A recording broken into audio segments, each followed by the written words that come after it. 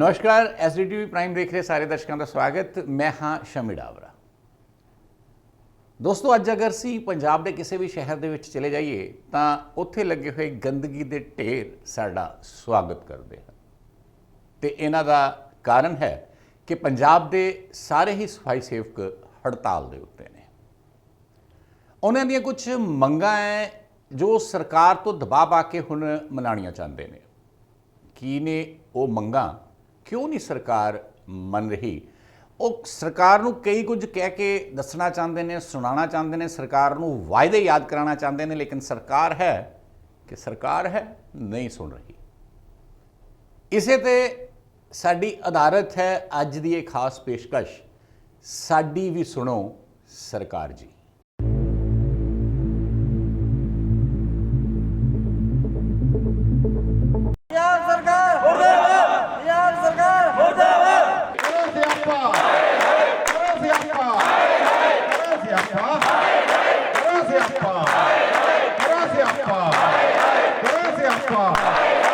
सरकार दा पिट स्यापा करदे ये लोग, पंजाब सरकार मुर्दाबाद कहंदे लोग आखिर कौन हैं? कदे असीं इन्हां नूं नां दित्ता सी करोना वॉरियर्स।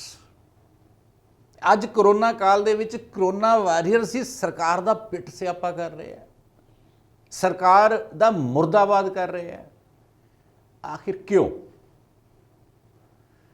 इस क्यों का जवाब यह है दोस्तों कि सरकार ने इन्हां नाल कुछ वायदे किए, सरकार ने कुछ इन्हां नूं देण लैण दीयां गल्लां कहीआं, लेकिन ना केवल पंजाब सरकार दी जिहड़ी हुण इस वक्त कैप्टन अमरिंदर सिंह सरकार है, इस दे 4.5 साल के करीब समय दे विच, बल्कि उस तो पहलां भी श्रोमणी अकाली दल भारतीय जनता पार्टी की जिहड़ी 10 साल सरकार सी उस दे विच भी किसी ने भी इन्हां नाल कीते वायदे वफा नहीं कीते।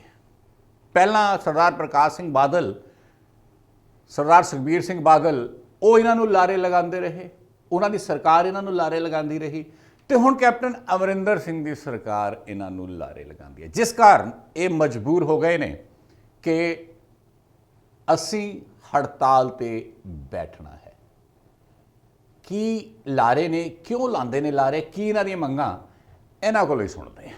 मनप्रीत बादल मुर्दाबाद, मनप्रीत बादल मुर्दाबाद, पंजाब सरकार मुर्दाबाद, साडा हक इत्थे रख, साडा हक इत्थे रख, करो सियापा करो सियापा करो सियापा, ये भी करो, इतना भी कर लो, सारे करो सियापा करो सियापा।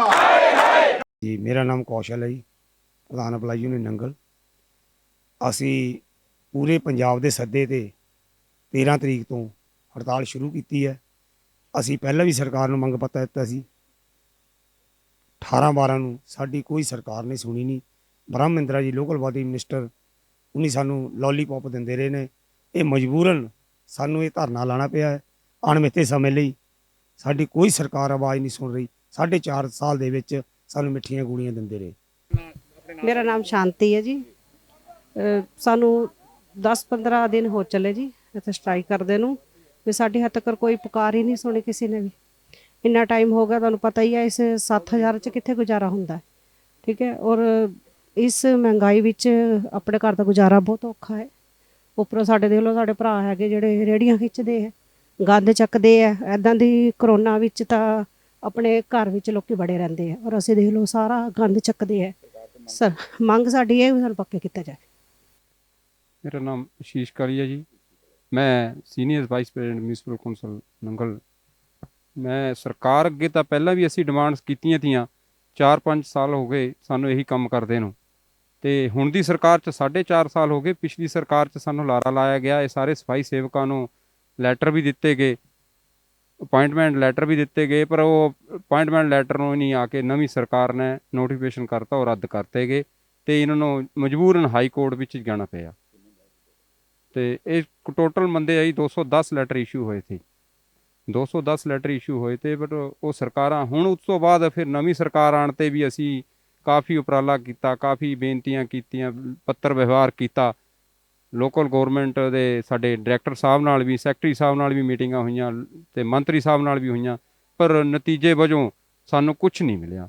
25 ਸਾਲ ਹੋ ਗਏ ਸਾਨੂੰ ਕੋਈ ਰੈਗੂਲਰ ਨਹੀਂ ਕੀਤਾ ਗਿਆ ਤੇ ਉਤੇ ਬਾਅਦ ਜੀ ਸਰਕਾਰ ਆਂਦੀ ਹੈ ਆ ਕੇ ਚਲੀ ਜਾਂਦੀ ਹੈ, ਮਿੱਠਾ ਪੋਪ ਦੇ ਕੇ ਚਲ ਜਾਂਦੀ, ਤੁਹਾਨੂੰ ਕਰ ਦਾਂਗੇ ਪੱਕਾ, ਕੋਈ ਪੱਕਾ ਨਹੀਂ ਜੀ ਕਰਦੇ। ਤੇ ਹਰ ਕਰ ਪੰਜਾਬ ਲੈਵਲ ਤੇ ਬੈਠੇ ਆ ਜੀ, ਹੜਤਾਲ ਕਰਕੇ ਬੈਠੇ ਆ ਵੀ ਬਰਾਬਰ ਤਨਖਾਹ ਬਰਾਬਰ ਕੰਮ। ਜੇ ਤੁਹਾਡੀ ਮੰਗ ਜਿਹੜੀ ਤੁਸੀਂ ਕਰ ਰਹੇ ਹੋ ਵੀ ਤੁਹਾਨੂੰ ਪੱਕਾ ਕੀਤਾ ਜਾਵੇ ਨਾ ਮੰਗੀ ਗਈ ਤਾਂ ਤੁਸੀਂ ਕਿਆ ਲਗਾਤਾਰ ਇਹ ਧਰਨਾ ਦਿੰਦੇ ਰਹੋਗੇ, ਇਸੇ ਤਰ੍ਹਾਂ ਹੜਤਾਲ ਜਾਰੀ ਰਹੇਗੀ? ਹਾਂਜੀ ਬਿਲकुल ਜੀ, ਜੇ ਨਾ ਪੱਕੇ ਕੀਤੇ ਤਾਂ ਆਉਣ ਵਿੱਚ ਟਾਈਮ ਬਾਅਦ ਹੜਤਾਲ ਜਾਰੀ ਰਹੇਗੀ ਜੀ।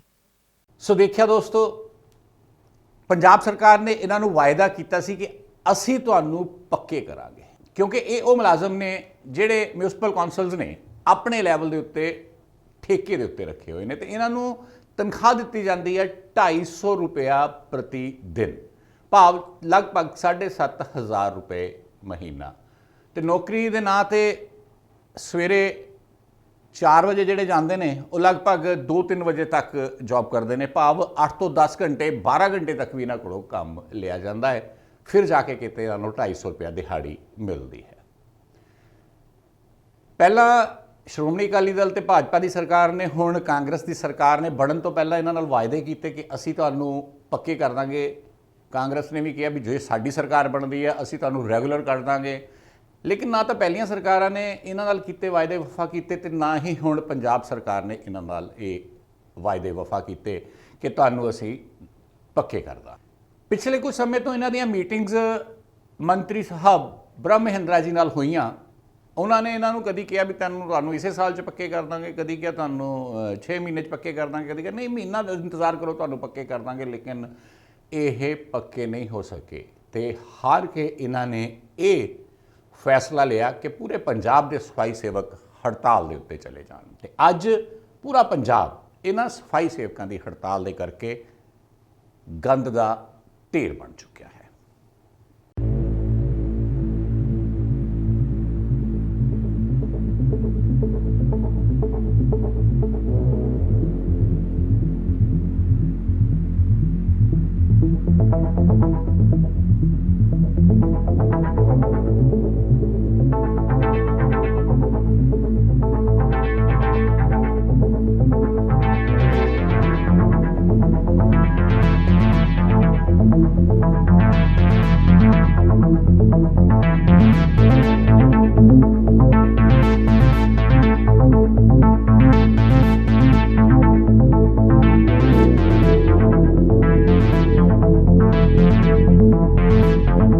मैं गल करांगा आनंदपुर साहब, नंगल ते कीरतपुर साहब की। आनंदपुर साहब साहिब श्री गुरु तेग बहादुर साहब जी की वसाई हुई नगरी है, जिथे दशम पिता साहिब श्री गुरु गोबिंद सिंह जी ने सन 1699 ईस्वी में खालसा पंथ की सिरजना की सी। ਇੱਥੇ ਹਜ਼ਾਰਾਂ ਦੀ ਤਾਦਾਦ ਦੇ ਵਿੱਚ ਸੰਗਤ ਰੋਜ਼ ਨਤਮਸਤਕ ਹੋਣ ਦੇ ਲਈ ਆਉਂਦੀ ਹੈ। ਭਾਵੇਂ ਕਰੋਨਾ ਕਾਲ ਦੇ ਕਾਰਨ ਅੱਜ ਕੱਲ੍ਹ ਘੱਟ ਸੰਗਤ ਆਉਂਦੀ ਹੈ, ਲੇਕਿਨ ਜਿੰਨੀ ਵੀ ਆਉਂਦੀ ਹੈ ਉਹ ਆਪਣੇ ਜਹਨ ਦੇ ਵਿੱਚ ਇੱਕ ਆਨੰਦਪੁਰ ਸਾਹਿਬ ਦੀ ਤਸਵੀਰ ਬਣਾ ਕੇ ਵਾਪਸ ਜਾਂਦੀ ਹੈ।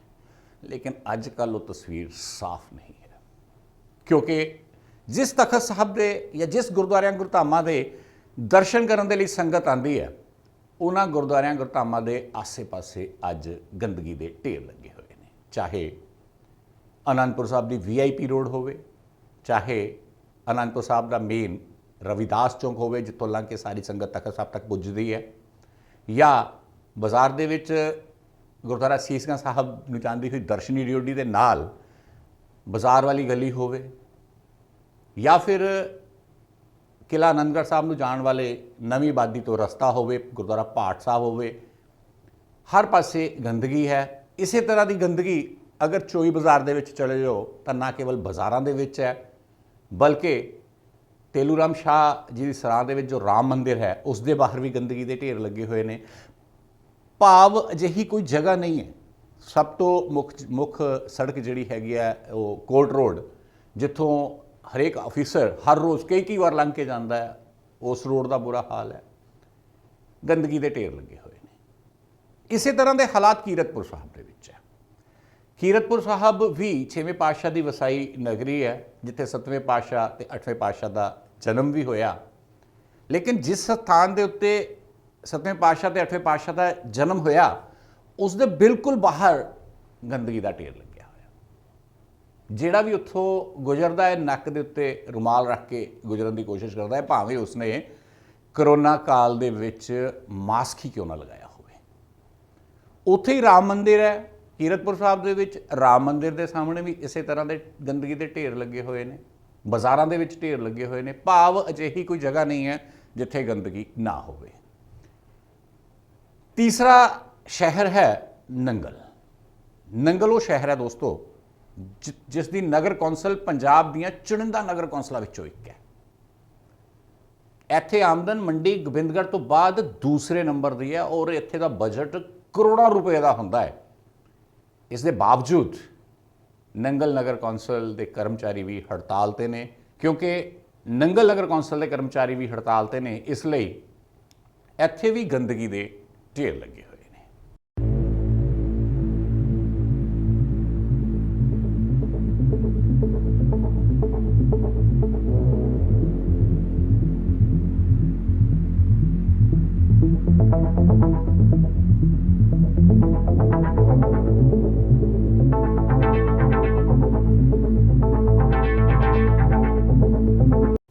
ਸੋ ਦੇਖਿਆ ਤੁਸੀਂ, ਅੱਜ ਚਾਰੇ ਪਾਸੇ ਗੰਦਗੀ ਹੈ ਤੇ ਗੰਦਗੀ ਦਾ ਕਾਰਨ ਇਹਨਾਂ ਸਫਾਈ ਸੇਵਕਾਂ ਨੂੰ ਮੰਨਿਆ ਜਾ ਰਿਹਾ।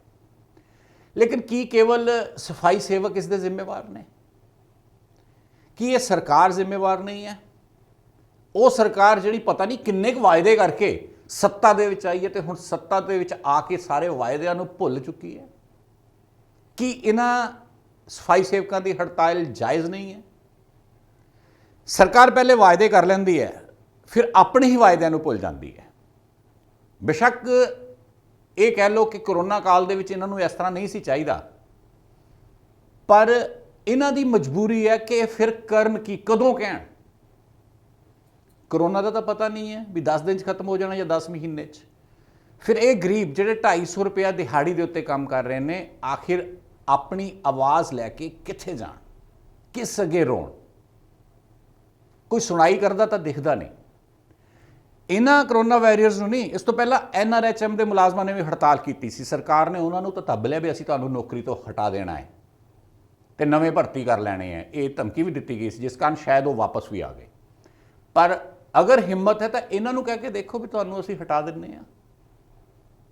ਨਾ ਸਾਰੇ ਜਿੰਨੇ ਵੀ ਮੰਤਰੀ ਸੰਤਰੀ ਹੈਗੇ ਨੇ, ਨਾ ਇਹਨਾਂ ਦੇ ਘਰ ਦੇ ਅੱਗੇ ਕੂੜੇ ਦੇ ਢੇਰ ਲੱਗ ਗਏ, ਤਾਂ ਫਿਰ ਕਹਿਣਾ।